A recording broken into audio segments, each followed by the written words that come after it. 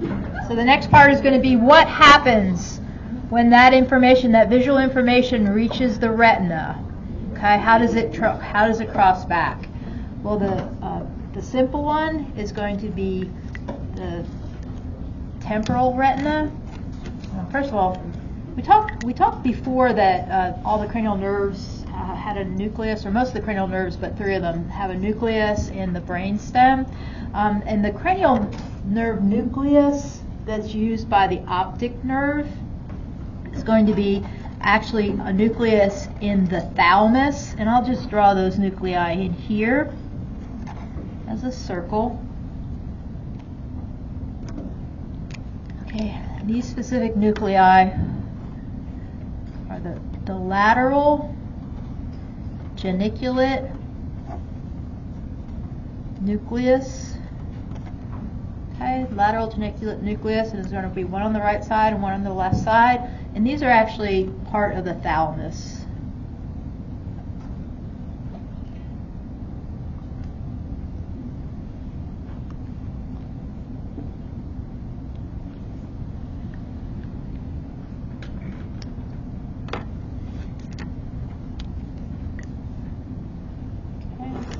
And then looking at what I've drawn here, this coming out the back of the eyeball is known as your optic nerve. It's bilateral, right and left optic nerve.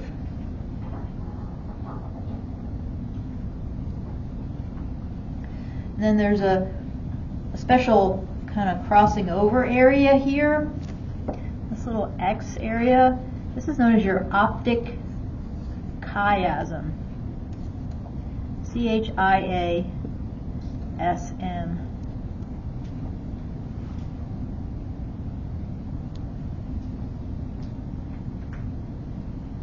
And then moving on down, after the optic chiasm, bilaterally, the next piece is known as the optic tract.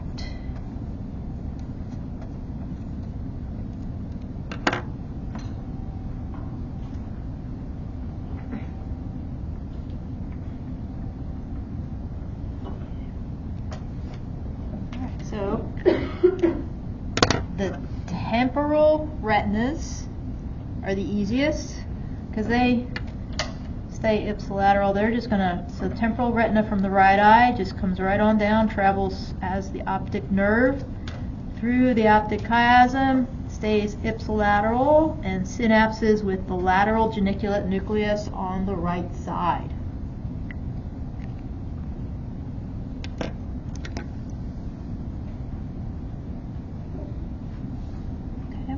Same thing happens with the left temporal retina. The left temporal retina travels right on down ipsilateral as the optic nerve, stays ipsilateral through the optic chiasm, travels down the optic tract to synapse with the lateral geniculate nucleus.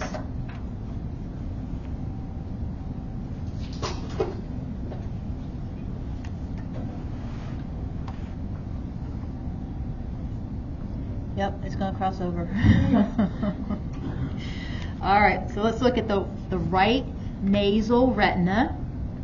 The right nasal retina travels down the optic nerve and then crosses over to the left side in the area of the optic chiasm to synapse with the left lateral geniculate nucleus.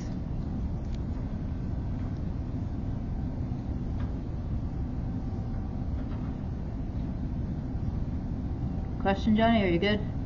Why does it cross over? Like, is there... God made it that way.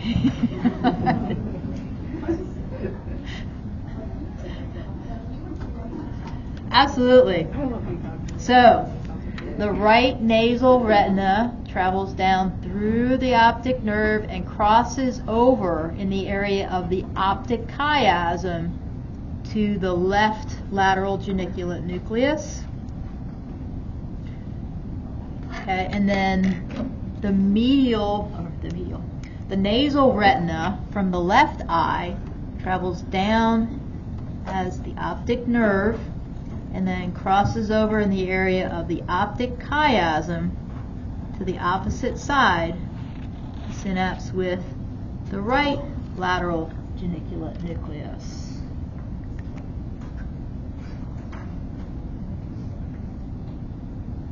So when you look at it, what's happened is the left side of your world is being processed by your right geniculate nucleus. And the right side of your world is being processed by your left lateral geniculate nucleus. Does everybody see that? It's all the red, the right's on the left side, and all of the blue, it's all now on the right side. Okay, so things have switched positions. Okay. From your lateral geniculate nucleus, let's look at, so your lateral geniculate nucleus sends out axons on the right side that are going to swing out here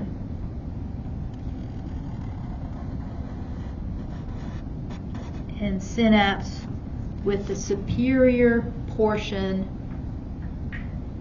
of your occipital lobe.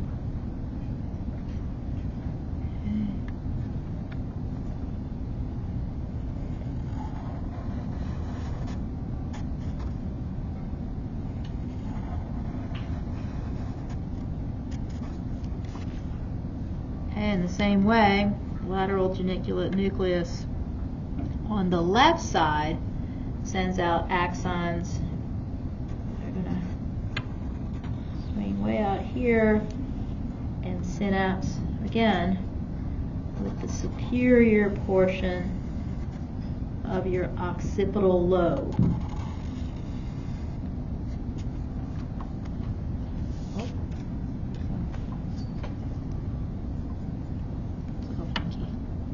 These are just axons that are synapsing, coming out of the lateral geniculate nucleus, and they're synapsing with the superior portion of your occipital lobe. Okay. The name for this is your inferior optic radiation.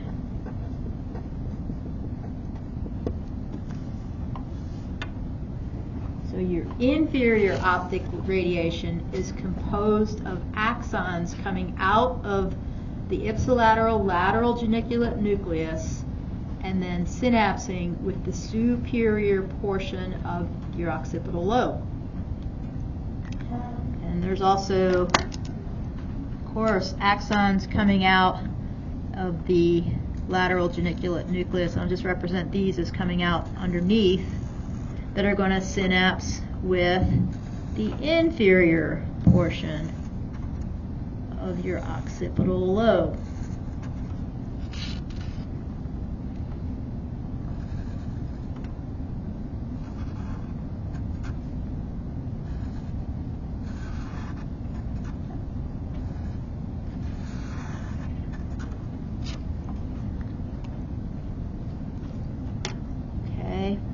These darker green fibers are known as your superior optic radiation.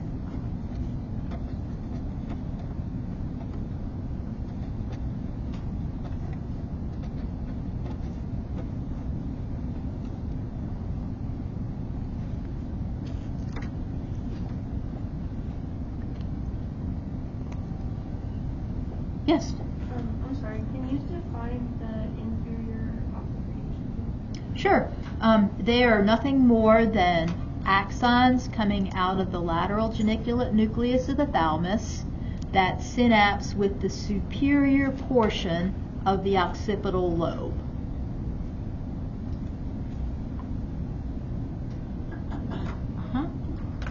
Yes, Ashley? So are they labeled? They're labeled based on where they're coming out of the lateral geniculate, or they're just like all? Okay, so they're labeled based on what information of the visual field they're carrying. You'll see that in a minute. Good question. You'll see that in a minute. So yeah, they're projecting to the superior portion of the occipital lobe, but they're carrying information about the lower. You'll see it in a minute. It'll be real clear in a minute. Just, you're thinking ahead, that's good. That's really good. Any other questions? Okay, let's go ahead and